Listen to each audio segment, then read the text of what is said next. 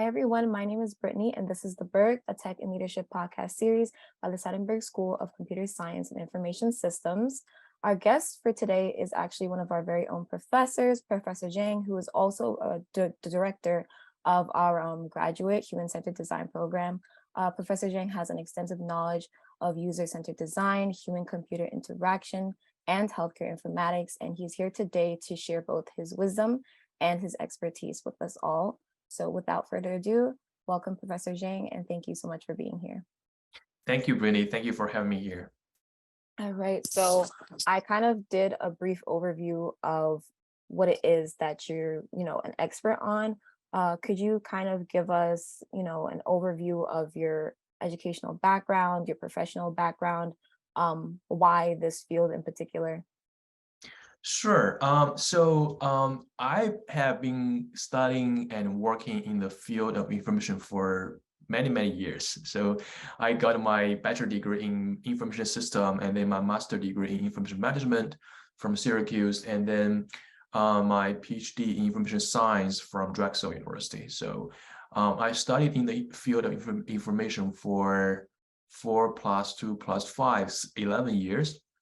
And after I got my PhD from Drexel, I joined PACE as assistant professor. And this is my 6th year at PACE. So I have been working in this field for 17 years, right? So that's a little bit about my background. And in terms of my research, as you just mentioned, I'm doing research in the intersection of different fields, HCI, user experience, and healthcare informatics. So I've been working in this domain, in this research field for, again, almost 11 years. Oh, wow, that's impressive. And also in addition to that, because I've been going to PACE for a long time, and I know that the program that, you've created is very new, very interesting. Yeah. I'm curious to kind of know how that came about, if you're allowed to kind of, give like a brief overview of that. Sure. Well, we have, so Seidenberg has a long interest in, developing this kind of program. So before we develop this brand new program, we have been running a bunch of US courses for many years, such as Intro to UX, Research Masters, Information Architecture. We have been running those courses for many years. And we also have different kinds of student activities, such as New York Design Factory, right? We have different kinds of activities in, we are part of the Design Factory Global Network, and Professor Andrea Colorado has been driving that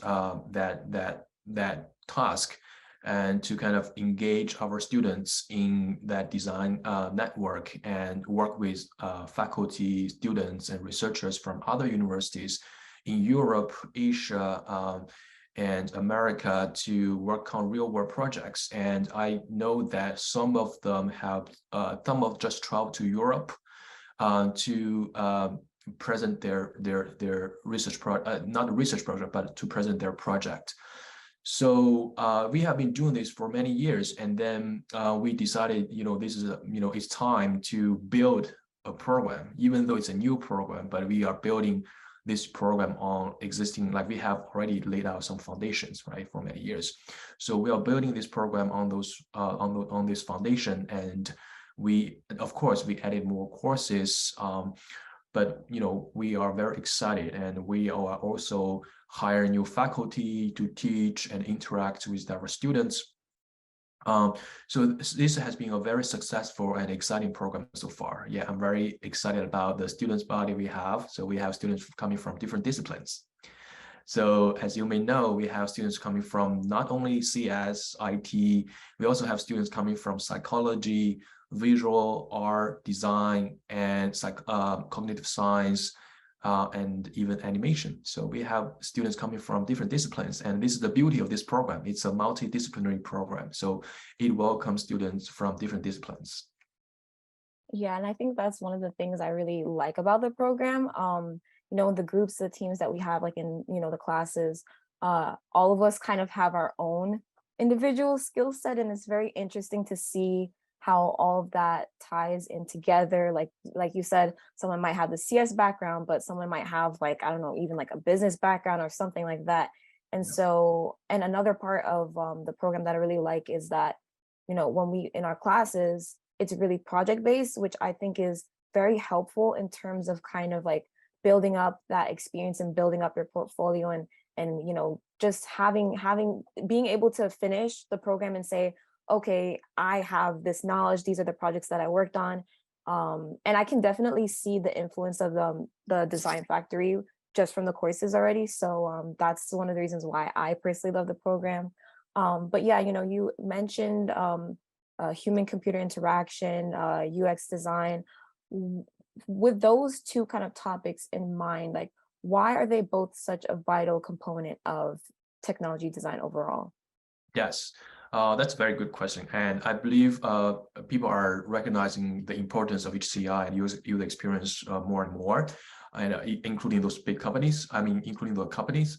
So HCI and UX is vital because it has shown to drive innovation across industries. For example, the UX professionals can help a company, to create applications and information systems that are easy to use and engaging, right? Because you want to provide a very satisfying and memorable experience to your users or customers.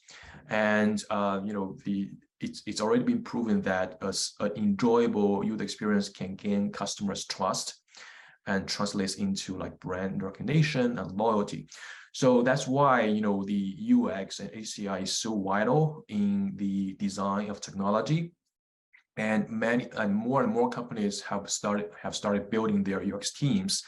And even those small companies, even though they might not have enough resource to build like a large UX team, they kind of start hiring like 1 or 2 UX experts or professionals to help them like drive the design of the technology, or they just like work with a third party, like maybe a design agency, right, to help them, create a better user experience for their technology or mobile application.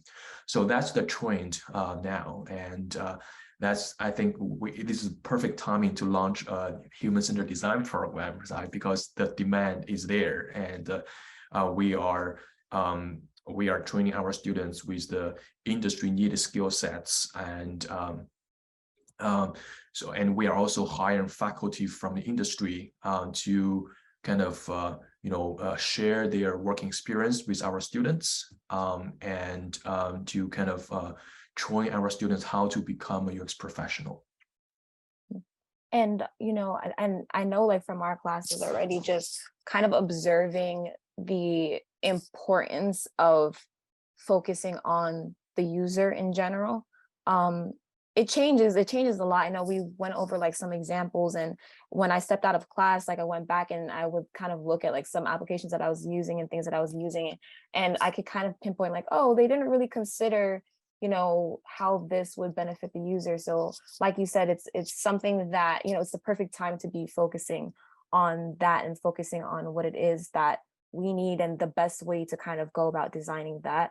And also, in our class, you're talking about your EMS project, which definitely takes into account, the needs of the individuals that you are catering to. So I know our audience doesn't really know what I'm referring to as yet, but could you just kind of talk about that project, how the project came about, the defining steps in that, if you could just go over that. Sure. Yeah. So that is one of my major projects. So I started working on this project since my PhD. So I actually did my PhD dissertation on this project.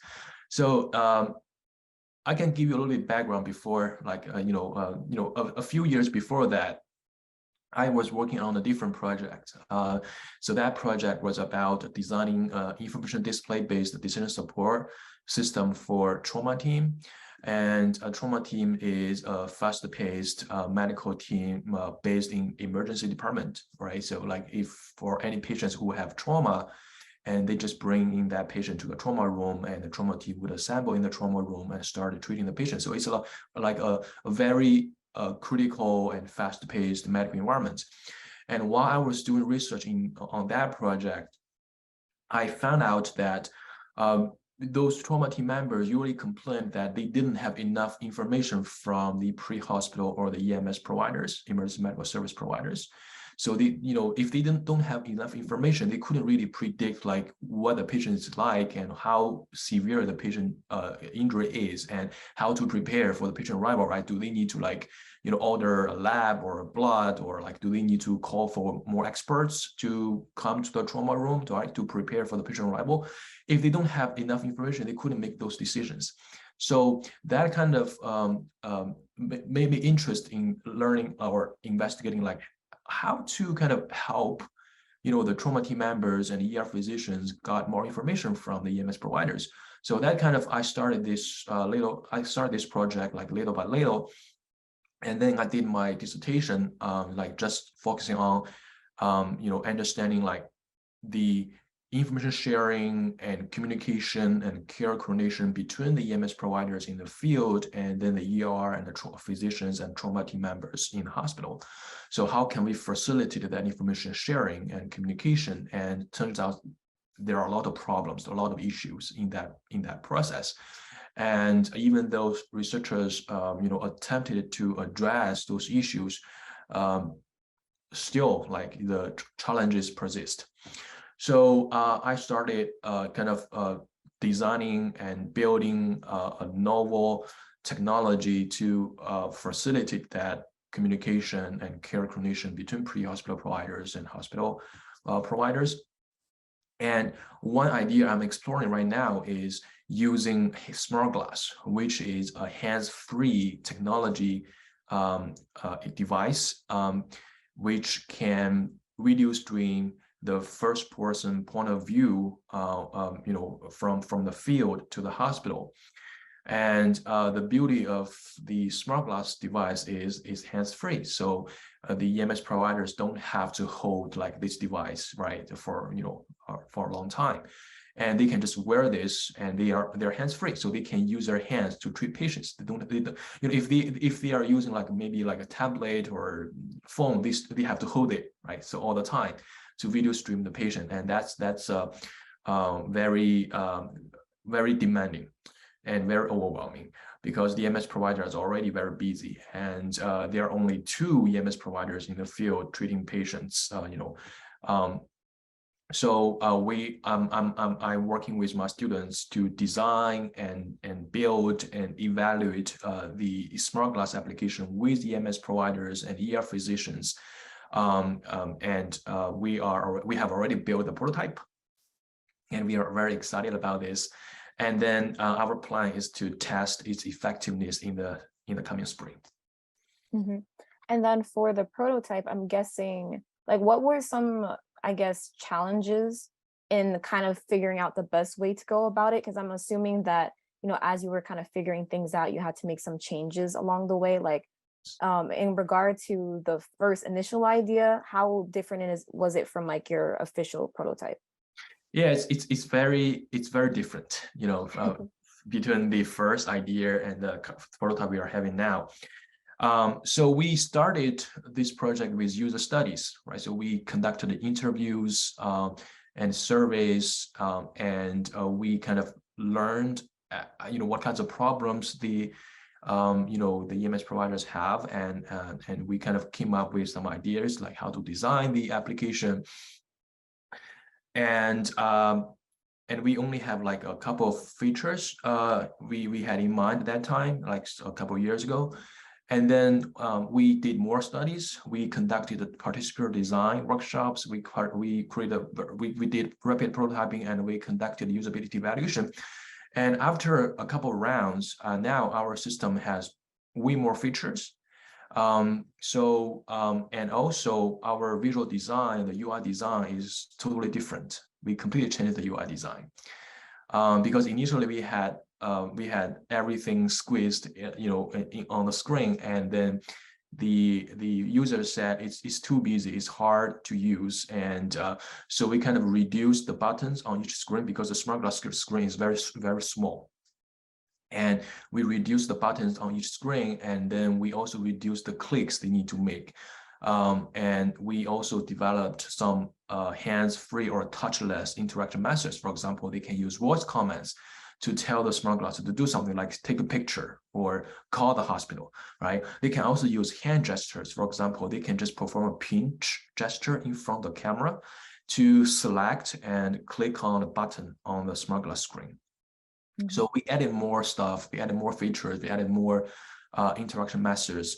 And yeah, as I said, we have this prototype built. We are very excited about this. And our next step will be conducting like very comprehensive evaluation into, on its effectiveness and usability with real users. Yeah, and I can see there are a lot of steps in, making this. And I think this is especially something that I really learned from your class in general. The research, that is how crucial that is to kind of figuring out the needs of like a user. And I think even prior to that, even if I have an idea, I would just kind of jump into, okay, this is the idea, this is what it's going to be like. But, like you said, kind of being able to do that research, you started off kind of having, maybe like a very broad idea. And then after, doing research, kind of figuring out what makes the most sense, you were able to fully flesh out the idea. Now, again, you have the prototype. With all these steps in mind, what would you say was your favorite aspect of this, process so far? All of them. I had a feeling you would say that. Yes, all of them. So that's why that's why I want to be a faculty, want to be a researcher, because I love doing research. And you are learning a lot from doing research. So before I'm doing this project, I have no idea about how hard the EMS providers work hard. Like they have to handle so many things. Mm-hmm. Right? So they have to handle the patient. They have to communicate with each other. They have to communicate with the hospital. They have to like collect data, integrate data, and document the data using maybe a pretty hard to use electronic system. And their work is pretty hard already. So my goal is trying to kind of help like support their work while also reducing their cognitive workload. So we want to make their work not that hard. So I'm trying on my best. I'm working with my students to leverage new technology to help their work and to improve their work efficiency. And hopefully we can also improve the patient outcome. Yeah, it really does seem like you've learned a lot from this process about the stress of their jobs, as just like from a very personal level. You can always have like a general understanding of the stress that they go through, but being there and kind of seeing everything, and it just kind of allows you to just understand the gravity of what they have to do. And I know this isn't your only project in healthcare, and I really want to know why healthcare technologies, like why is that like a significant interest of yours in particular? Mm-hmm. Sure. So I because healthcare is very important to every person, right? So we go to hospital, we interact with the care providers, and so I'm working on projects that aim to help everyone involved in healthcare, not only care provider, but also healthcare consumers, aka patients, to kind of better manage and comprehend data and make informed decisions based on the data. So healthcare is also very important to society, right? Because the improved work efficiency of care teams can lead to better patient outcomes and decrease medical errors. And nobody wants to see medical errors, right? So ultimately, we hope what we are doing now can kind of improve the patient outcome and then ultimately save lives. Because if we can, for example, maybe our system can provide recommendations to the care provider saying, maybe this patient has X, Y, and Z, conditions, and you may be considered giving like some medications like, X, Y, and Z. And the care providers may not be aware of that because they are super overwhelmed.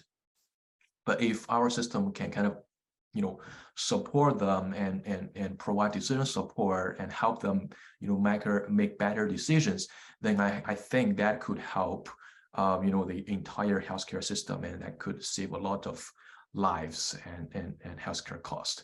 So that's why I'm super interested in working on healthcare technologies. I hope I use my knowledge and also leverage the advanced technology we have today to achieve that goal.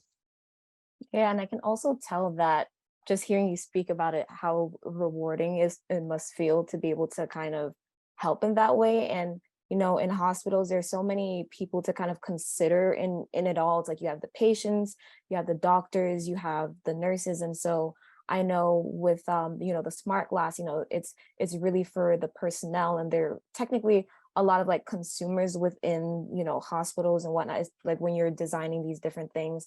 But overall, what are some things that or some factors that you think that people who are interested in like design, like, user experience design, what are some factors that you think they should consider in regard to the consumers? So it doesn't necessarily have to be in the healthcare specifically, healthcare industry specifically, but just like in general, what are some factors that they should consider in regard to creating these like consumer technologies? Yes. So I think the number one is users, right? You have Yeah. to really understand what the user's pinpoints are and what they want, what they need. And that is a very important consideration when you are designing the consumer technologies, right? If you don't understand your user, if you just create something based on your own imagination, like maybe you think, oh, I think the user may have this feature. And if you just build something in the black box and you don't engage the users, it's very likely that your product will fail, right? And you have to keep your users in mind. And also, you have to make sure that your system is easy to use, right? You might need to do a lot of usability testing to make sure your system is easy to use and understandable and intuitive to use, because you want the product to be as enjoyable to use for as long as possible, right? And then along with that, you also want to make sure that your product is beautiful, right? Yeah. Because the aesthetics of the product are the most obvious parts of the design process, and it's the first thing that users will notice, right? So they will notice how the product is designed, and they will notice like how the product looks like, right?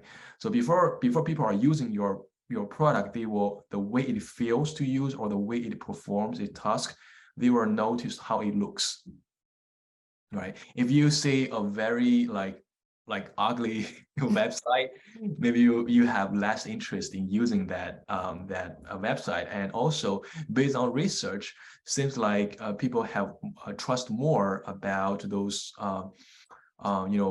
very well designed like applications. And if they see something that is very not designed very well, they tend to trust less on that application. So that's based on research. I think that makes sense, right? And I think there are like many factors to consider when designing consumer technologies. But number one is, as I said, keep users in mind and make sure your product is easy and intuitive to use and very enjoyable to use. Yeah, and I really like what you said about the design.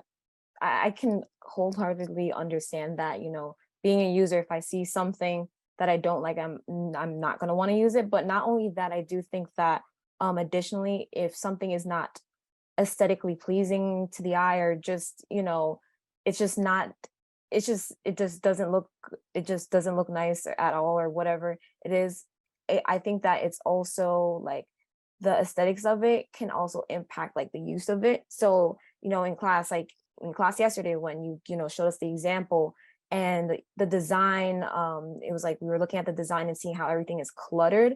Like the actual functionality is so horrendous because of that as well. So I do think that those factors that you mentioned are really important. And you have so much experience in this field. You said, like we said, 17 years, right? 17 years, Yeah. a lot of experience. What is something surprising that you've learned from this field of work that you weren't really expecting? Okay, that's a very good question. So I can just speak about the healthcare field I've been working on, right? Especially those emergency care fields. I was surprised when I first entered that field, that domain. I was surprised they are still using the technology that were created 30, 40 years ago. Oh, wow. They're still using pager. Can you imagine the pager? They are still using like a very old-fashioned phone. So they don't use smartphone. They don't use smart device. And they are still relying on radio to communicate. So they're still using technology from 30 or 40 years ago. And I mean, there is a reason for that. Like, people are already used to using this type of technology. I mean, those old-fashioned technologies, or even paper artifacts, right? So a lot of them using still prefer using paper artifacts. So I can give you an example. In the EMS field, so even though they have been asked to use this electronic medical record, which is based on tablet, they rarely use that in real time. So what they do is they put a tape on their arm and write down some information on the tape, or write down something on their glove.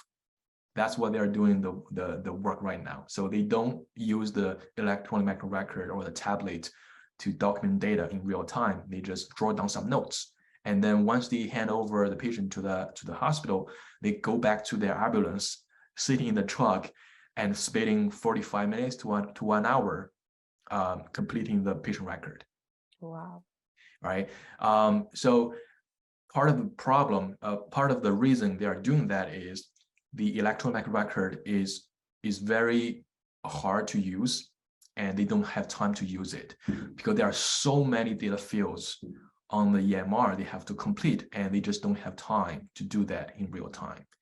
So that's also one problem we are trying to address. We are trying to use smart glass to help them, facilitate or speed up the documentation process. For example, they can use a smart glass to scan medication, so they don't have to type all the medication information into the EMR, electronic medical record. And our smart glass can scan the medication and capture that medication information and save that in the patient record. Or they can talk to the smart glass and maybe they can record a voice message, and we leverage a natural language processing techniques to transcribe that that dictation, and then extract the key medical information from the dictation and save those information into the patient record. So yeah, that's one thing that surprised me, right? So they, even though, I mean, they are still using a technology that were created 30, 40 years ago. B, even though they may have some sort of smart or not smart, but some technology they're using like EMR or tablet, they tend to not use that very often or in real time, just because it's these technologies were designed for building purpose. They didn't really take into consideration the real workflow.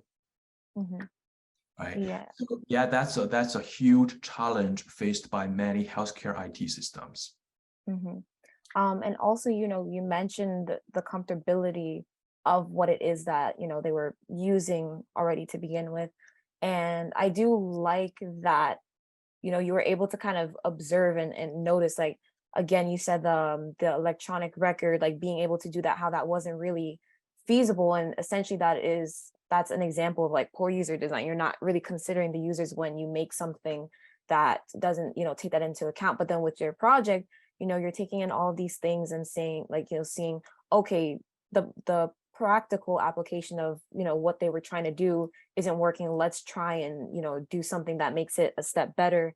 And I do think that with technology overall, if you're going to bring something into an environment that's we have to make sure that it exceeds what they already have in place.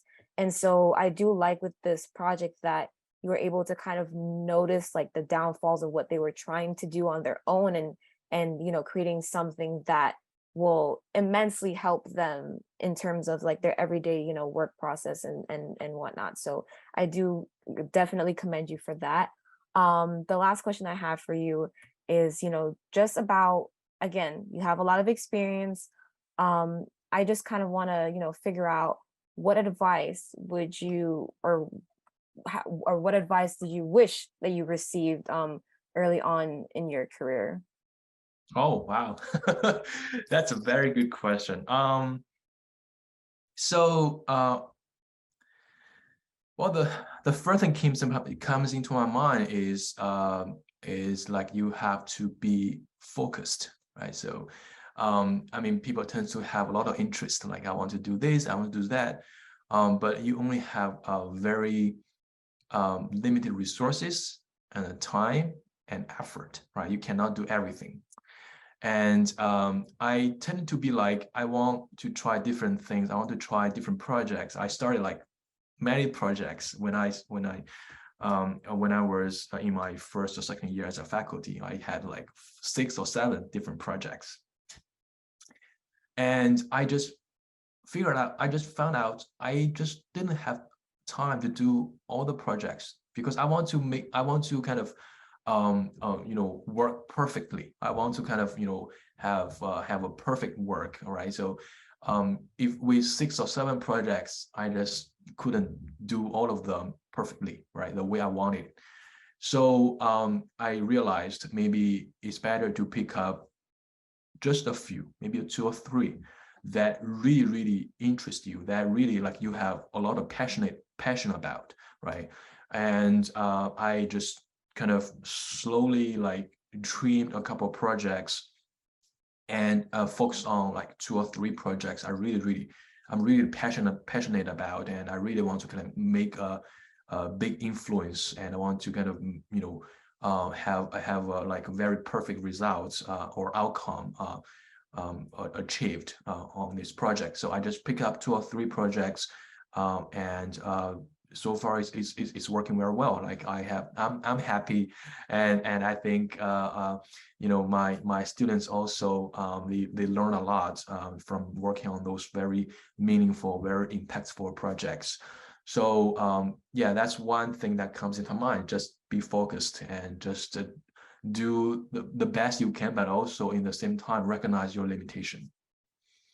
I think that's really good advice. I suffer from the same predicament. Just, having a lot of ideas and trying to, do all of them at the same time. It's very mentally straining. Like it's Yes. just, it's just a lot to do. And, I like I said, I like that advice. Working on the 2 to 3, projects really allows you to focus, and not only focus, but give your all. Because if you're trying to work on 6, 7, 8, 9, 10 things at the same time, there is no way that you're really giving all of those different things your all. So I do think that even outside of your field in particular, that's just good advice for anyone. Just focusing and being able to just accomplish one thing at a time, put your all into it. So I do think that's really good advice. But yeah, Professor, thank you so much for, again, so much wisdom, so much expertise, so much knowledge. Thank you for sharing your time with us. Just thank you for being here overall. Right. Thank you, Brittany. Thank you for having me. Yeah, this is great. I like the conversation. All right, thank you.